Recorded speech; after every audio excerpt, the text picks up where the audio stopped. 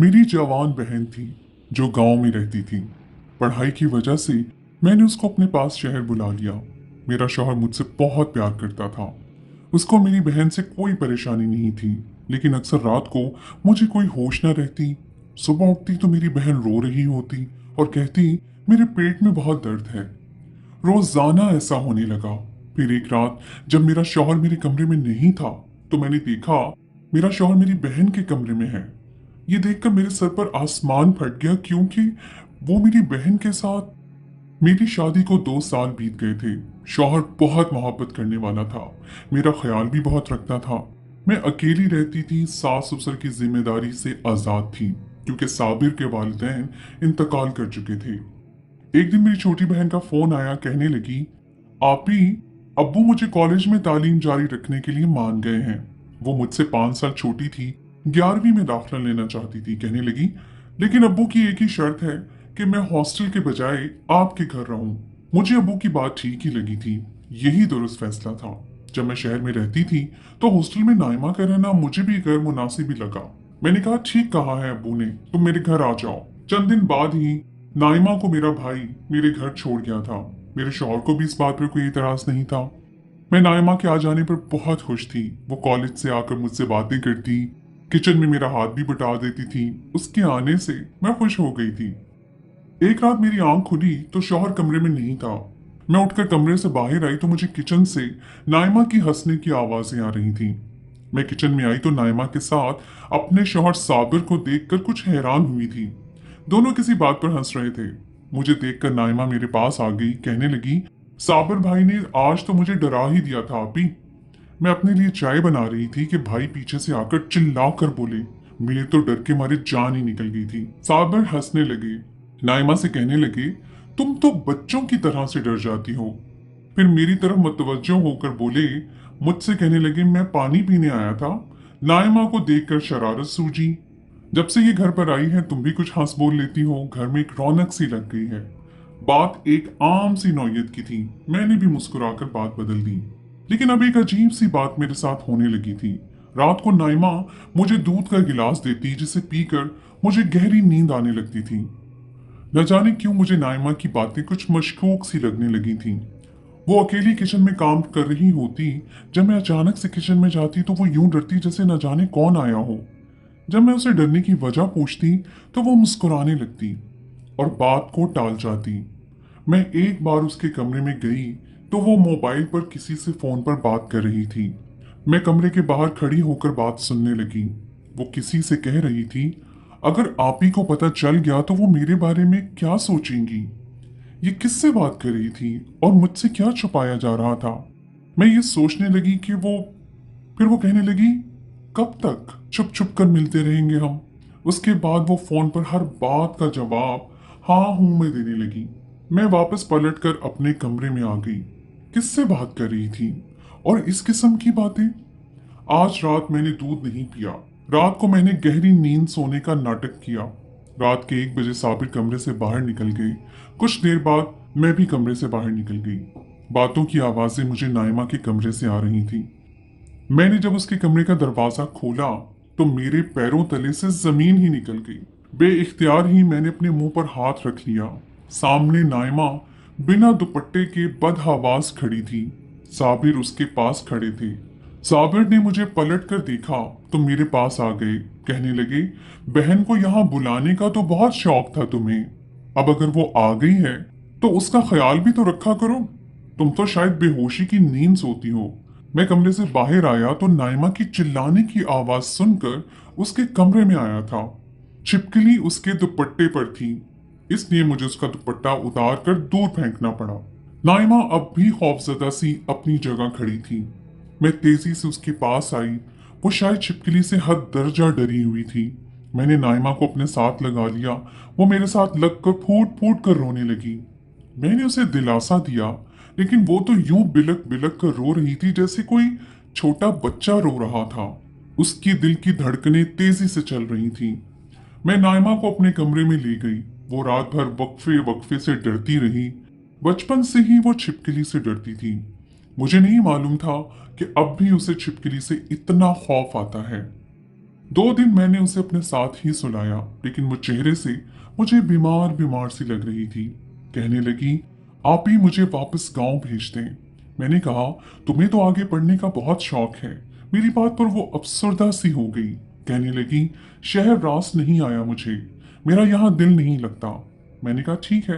रात को मैंने साबिर से कहा कि नाइमा वापस जाना चाहती है। वो कहने लगी, क्यों जाना चाहती है? मैंने कहा, उसका दिल नहीं लगा, कुछ बीमार सी लगने लगी है। वो मुझसे कहने लगी कि उसे डॉक्टर पे ले जाता हूँ, उसके बाद बेशक तुम उसे गांव भेज देना। मुझे तो ये था कि तुम्हारा दिल लगा रहता है, वरना मुझे क्या गर्ज, तुम्हारी बहन है, जहां चाहे रहे। अगले रोज मैंने नाइमा को साबिर के साथ डॉक्टर के भेज दिया। 4 घंटे के बाद वो लोग वापस लौटे। नाइमा मुस्कुरा रही थी, हाथ में शॉपिंग बैग्स थे। साबिर मुझसे कहने लगे, तुम्हें तो अपनी बहन का जरा ख्याल नहीं है। डॉक्टर कह रहा था बच्ची को खुश रखा करो।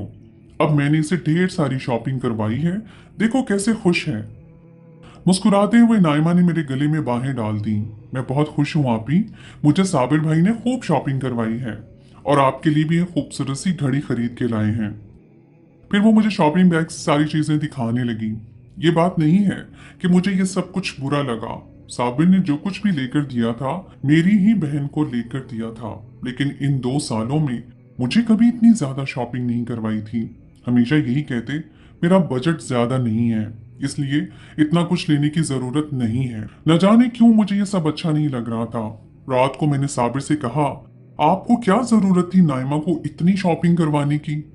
मेरी बात सुनकर वो कहने लगे, तुम्हारी बहन को मैं अपनी बहन जैसा ही समझता हूँ। साबिर का इखलास अपनी जगह, लेकिन मैं अपने बेचैन दिल का क्या करती। सुबह उठते ही मैंने नाइमा से कहा कि मैं भाई को बुलाकर तुम्हें वापस भेज देती हूँ, लेकिन उसने साबिर के सामने ही साफ इनकार कर दिया। कहने लगी, नहीं आपी, 4 माह बाद मेरे पेपर्स हैं, मैं पेपर देकर ही जाऊंगी। मैंने कहा, तुम्हारा तो यहाँ दिल नहीं लग रहा था, तो क्या फायदा यहाँ रहने का? न जाने क्यों, लेकिन मैं चाहती थी कि नाइमा वापस गांव चली जाए। लेकिन साबिर मुझ पर भड़क उठे। कहने लगे कि जब वो कह रही है उसे अपनी पढ़ाई जारी रखनी है, तो तुम क्यों बहस कर रही हो? मैं चुप सी हो गई, लेकिन मेरे दिल को एक पल चैन नहीं था। साबिर कमरे से 1 मिनट के लिए भी बाहर जाते तो मैं उठकर उनके पीछे निकल जाती, उन्हें पानी देने लगती, बार बार रात को उठकर नाइमा का कमरा खोलकर उसे सोते हुए देखती। न जाने कैसी उलझन थी जो मुझे नजर तो नहीं आ रही थी, लेकिन महसूस हो रही थी। आज सुबह ऑफिस जाने से पहले साबिर नाइमा से कहने लगी, नाइमा, आज के बाद तुम्हें कॉलेज मैं छोड़ दिया करूंगा। माहौल बहुत खराब हो गया है, बसों में जाने वाला हाल नहीं रहा। नाइमा ने एक बार भी इनकार नहीं किया, फौरन से अस्बात में सर हिलाने लगी। अब तो मुझे एक पल चैन नहीं आ रहा था। साबिर ना सिर्फ नाइमा को कॉलेज छोड़ने जाते, बल्कि ऑफिस के हाफ टाइम में उसे घर वापस भी छोड़ते थे। नाइमा घर आते ही अपने कमरे में चली जाती। एक बार ना जाने क्यों मैंने 10 बजे ही साबिर के ऑफिस में फोन कर दिया। मैंने कहा, मेरे मियाँ फोन नहीं उठा रहे, मेरी उनसे बात करवा दें। वहां से जो खबर मुझे सुनने को मिली, मुझे अपने पैरों से जमीन खिसकती हुई महसूस हो रही थी। वो सुबह से ऑफिस गए ही नहीं थे और काफी दिन से वो ऑफिस भी लेट पहुंच रहे थे। अब तो मेरा सख्त जवाब दे गया था। मैं रोने लगी। एक तरफ मेरा घर टूट रहा था, दूसरी तरफ मेरे घर की बर्बादी की जिम्मेदारी भी मेरी सगी बहन थी। मैंने सोच लिया कि अब चुप नहीं रहूंगी। मैंने सबसे पहले नाइमा से बात की, तुम कॉलेज के बहाने कहाँ जाती हो? मेरी बात सुनकर वो सिटपिटा सी गई। नफी में सर हिलाने लगी, कहने लगी, कहीं भी नहीं। मैंने उसे गुस्से से कहा कि मुझे सच सच बता दो, तुम्हारे और साबिर के बीच क्या चल रहा है। वो रोने लगी। उसे पहले कि मुझसे कुछ कहती, बाहर का दरवाजा बड़ी जोर से खटकने लगा। मैंने दरवाजा खोला तो साबिर बड़े गुस्से से अंदर दाखिल हुए, मुझे बाजू से पकड़ा और कमरे में ले गए। कहने लगे, तुम होती कौन हो मेरे बारे में तशवीश करने वाली? तुमने ऑफिस में क्यों फोन किया था? मैं भी बर्दाश्त कर करके थक चुकी थी। मैंने कहा, आप ऑफिस के बहाने जाते कहाँ हैं? इस बात पर वो बिफर से गए। कहने लगे, जहां मर्जी जाऊं, तुमने अगर आज के बाद मेरे ऑफिस फोन किया तो छोड़ूंगा नहीं तुम्हें। वो कहर भरी नजरों से मुझे देखकर बोल रहे थे। मैंने कहा ठीक है, जो जी में आए करें। कल मैं नाइमा को वापस भेज रही हूँ, अब वो यहाँ नहीं रहेगी। ये कहने की देर थी कि नाइमा मेरी चीखें सुनकर कमरे का दरवाजा बजा रही थी। साबिर ने पहली बार मुझ पर हाथ उठाया था। वो मुझे बेतहाशा मार रहा था। फिर मेरे बाल पकड़कर बोला, बहुत शौक है ना तुम्हें सच जानने का, तो सुन लो। मैं नाइमा से शादी करने लगा हूं, फिर देखता हूं तुम उसे यहां से कैसे भेजती हो। ये कहकर वो कमरे से बाहर चले गए और मेरा मोबाइल भी साथ ले गए ताकि मैं किसी से राब्ता न कर सकूं। मेरे कमरे का दरवाजा बंद होकर लॉक हुआ था। मुझ में इतनी हिम्मत भी नहीं थी कि उठकर दरवाजा खटखटा सकूं। बाहर अब वो लोग दोनों मौजूद थे जिन्होंने मेरी जिंदगी बर्बाद कर दी थी। मेरा चेहरा जगह जगह से नीला हो चुका था। होठों के पास गहरा जख्म आ चुका जिससे खून बह रहा था। साबिर ने मुझसे साफ कह दिया था कि वो और नाइमा एक दूसरे से मोहब्बत करने लगे हैं और वो कल ही शादी कर लेंगे। फिर वो देखते हैं कि मैं कैसे उन्हें जुदा कर सकती हूँ। मैं अपनी किस्मत पर फूट फूट कर रो रही थी। मेरी बहन ने ही मेरा घर उजाड़ दिया था, मुझे बर्बाद करके अपना घर मेरे ही शौहर के साथ बसाने चली थी। पूरी रात मैं रोती रही। सुबह 10 बजे मेरे कमरे का दरवाजा खुला। नाइमा मेरे कमरे में दाखिल हुई तो मैंने उसे देखकर नफरत से रुख बदल लिया। वो मेरे पास आकर बैठ गई। मैंने उसे नफरत और ताज्जुब से देखा और कहा कि तुम बहन हो या डायन। मेरा घर बर्बाद करने से पहले तुमने एक बार भी मेरे बारे में नहीं सोचा। ऐसी होती हैं बहनें जैसी तुम हो। मेरी बात सुनकर वो फूट फूट कर रोने लगी, कहने लगी, मेरा कोई कसूर नहीं है आपी। मैं तो खुद पिछले कई महीनों से एक नाकाबिले बर्दाश्त अजियत को सह रही हूँ, सिर्फ आपके लिए, ताकि आपका घर न टूटे। मैंने नाफहमी से उसे देखा। वो कहने लगी, आप ही जब से मैं यहाँ आई थी, साबिर भाई की नजरों से मुझे उलझन सी महसूस होती थी। फिर मुझे ये लगने लगा कि मेरे कमरे में रात के वक्त दरवाजा खोलकर कोई झांकता है। एक बार मैं किचन में अपने लिए चाय बना रही थी कि साबिर ने मुझे डरा दिया, फिर बात हंसी में डाल दी। मैंने भी इस बात को मजाक ही समझा। लेकिन फिर एक दिन वो किचन में आए और कहने लगे, तुम्हें अपनी बड़ी आपी का जरा भी ख्याल नहीं है। वो कितनी कमजोर होती जा रही हैं। ये पाउडर ताकत का है, रोज तुम इसे दूध में डालकर उसको दोगी और उसे मत बताना, वरना वो पिएगी नहीं। बहुत लापरवाह है। मैं आपको वो पाउडर दूध में डालकर देने लगी। फिर मुझे एक दिन लगा कि मेरे कमरे का दरवाजा बंद हुआ है, किसी ने कुंडी लगाई है।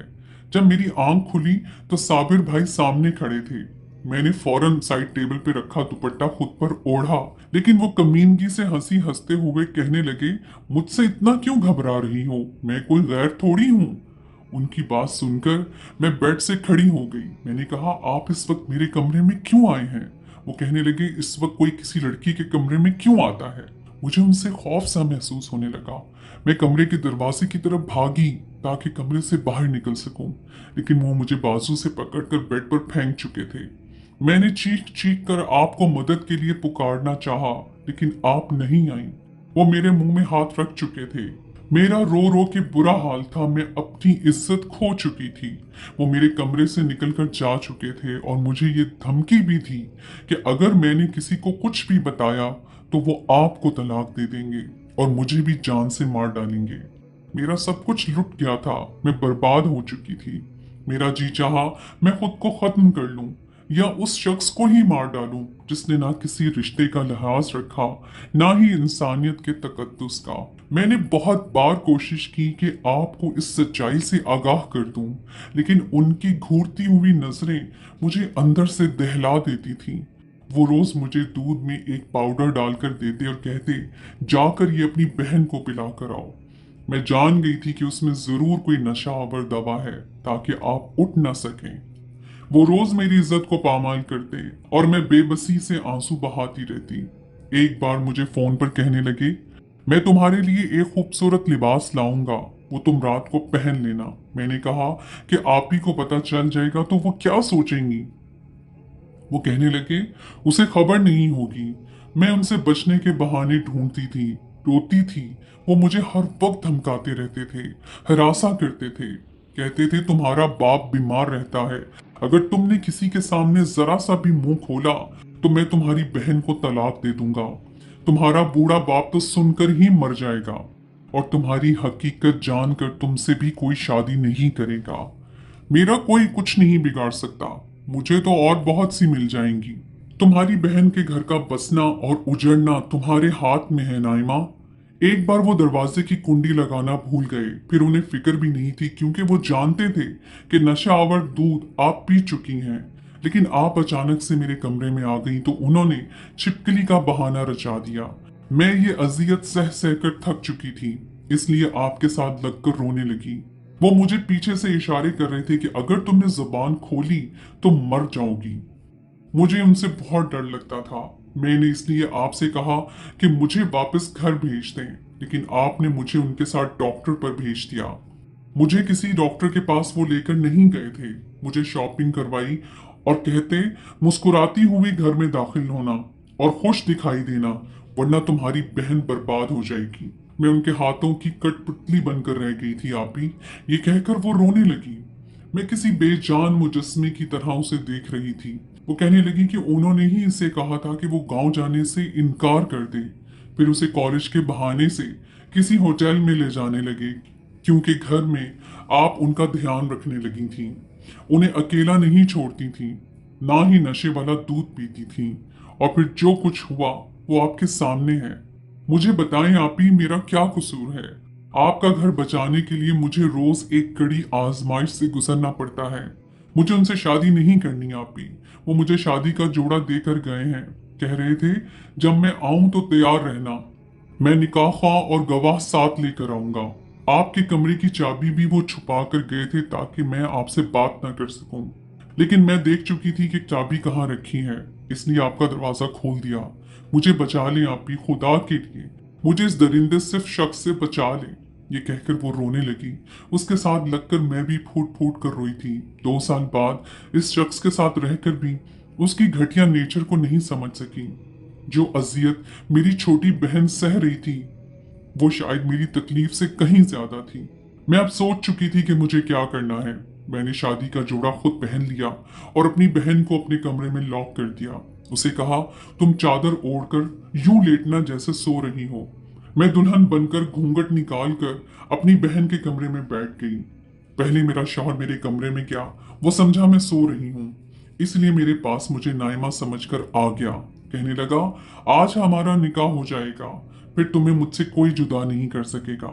ये कहकर वो बाहर चला गया। मेरा फिर से उससे निकाह हुआ था। जब वो कमरे में आया मैं घूंघट निकाले बैठी थी। जैसे ही उसने मेरा घूंघट उठाया मैंने तेज धार चाकू से उस पर वार कर दिया।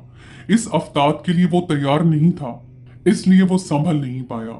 मैंने उसके पेट पर चाकू के इतने वार किए कि मेरे हाथ और चेहरा खून से भर चुका था।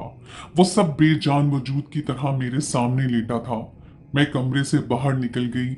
मुझे अपने किए पर बिल्कुल भी पछतावा नहीं था। मैंने इंसान के रूप में छुपे दरिंदे को मार डाला था। मैंने अपना कमरा खोला। नाइमा मुझे देखकर डर गई। मेरे हाथ और चेहरा खून से भरा हुआ था। मेरे हाथ में एक खून भरा चाकू मौजूद था जो अब मेरे हाथ से छुटकर जमीन पर जा गिरा। नाइमा मुझे देखकर रोने लगी, कहने लगी आपने ये सब क्या कर दिया आपी? मैंने कहा तुम चुप रहोगी। नाइमा किसी से कुछ मत कहना। तुमने मेरा घर बसाने के लिए जो कुर्बानी दी है इसके सामने मेरी कुर्बानी कुछ भी नहीं है। तुम किसी को इस हकीकत के बारे में मत बताना। मैंने नहाकर कपड़े बदले, अपने खून से भरे कपड़ों को फेंक दिया और पुलिस को ये कहा कि रात को चोर आए थे। मेरे मियाँ ने बचाव करना चाहा तो चोर उसे कत्ल करके चले गए। छोटी मोटी तफ्तीश के बाद किस्सा खत्म हो गया। आज मेरी छोटी बहन की शादी हो चुकी है। वो ज्यादती जो उसने बर्दाश्त की वो उसके और मेरे सीने में दफन है और हमेशा दफन रहेगी। मैं अपने वालिदैन के पास रहने लगी। मेरी बहन अपने घर में बहुत खुश थी। उसे खुश देखकर मैं पुरसुकून थी। साबिर सबकी नजरों में इज्जतदार मर्द था कि बीवी और घर की हिफाजत करते हुए उसने जान दे दी। लेकिन ये तो मैं और नाइमा ही जानते थे कि साबिर कैसा था। नाइमा की शादी को साल ही गुजरा था कि भाई ने मेरे लिए भी रिश्ता ढूंढ लिया। मैं शादी नहीं करना चाहती थी, लेकिन भाई ने कहा कि सारी जिंदगी यूं तन्हा नहीं गुजारी जा सकती। फिर मैं भी क्यों ऐसे शख्स की खातिर खुद को तन्हाई का शिकार करती। इसलिए मैंने शादी के लिए हामी भर ली। मेरी शादी को 2 साल गुजर गए हैं। मेरा एक बेटा भी है। मैं अपने घर में बहुत खुश हूँ। मेरे दिल में कभी भी अपने किसी अमल का पछतावा नहीं हुआ। मुझे ये लगता है कि मैंने बर वक्त दुरुस्त